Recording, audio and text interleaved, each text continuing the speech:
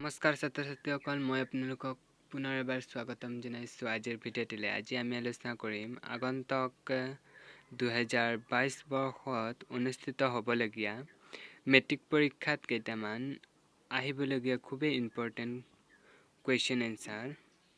আহক সময় নোলোৱাকৈ ভিডিঅ'টো আৰম্ভ কৰোঁ। প্ৰথমটো দিয়া আছে, অসমত ঔদ্যোগিক বিকাশ এতিয়াও কিয় মন্থৰ হৈ আছে তাৰ 4টা কাৰণ লিখা।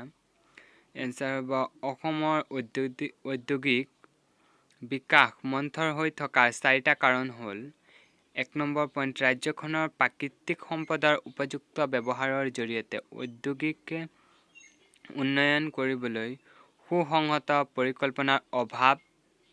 2 নম্বৰ, প্ৰচুৰ সম্ভাৱনা থকাৰ স্বত্ত্বেও কৃষিভিত্তিক উদ্যোগ খণ্ড সীমিত আৰু লেহেমীয়া বিকাশ। 3 নম্বৰ, উন্নত পৰিবহণ আৰু যোগাযোগ ব্যৱস্থা। 4 নম্বৰ, মূলধনৰ অভাৱ। 2 নম্বৰ কুৱেশ্যনটো দিয়া আছে, গোলকীয় উত্তাপ বৃদ্ধিয়ে কি কি সমস্যাৰ সৃষ্টি কৰে লিখা।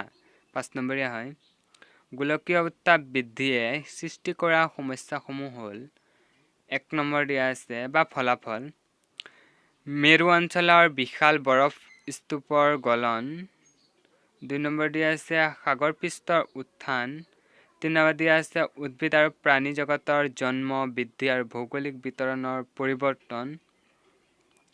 আৰু 4 নম্বৰ দিয়া আছে শস্য উৎপাদন হ্ৰাস আৰু মৰুকৰণ। ভিডিঅ'টি ইমানেই। ভিডিঅ'টি চাই ভাল লাগিলে লাইক, কমেণ্ট আৰু মোৰ চেনেলটো ছাবস্ক্ৰাইব কৰিবলৈ নাপাহৰিব। ধন্যবাদ।